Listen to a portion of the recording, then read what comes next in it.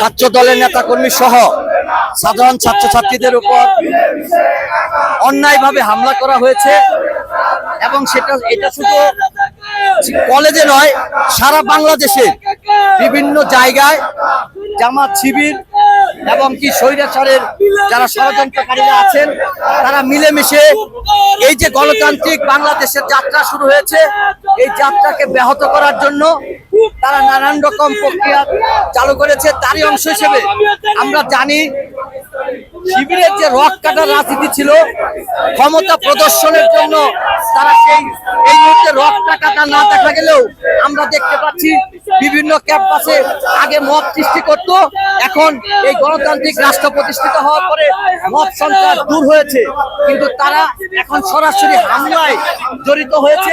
তারই অংশ হিসেবে চট্টগ্রামে কলেজে তারা হামলা করেছে।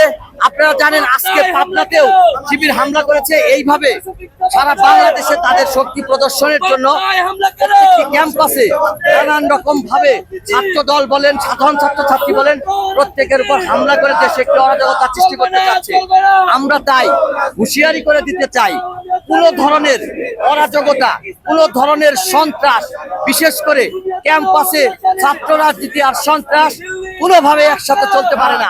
সেটা আমরা শিবির বুঝি না, অন্য কোনো দলের সংগঠন বুঝি না, ছাত্র দলও বুঝি না। কেউ সন্ত্রাস করতে পারবে না।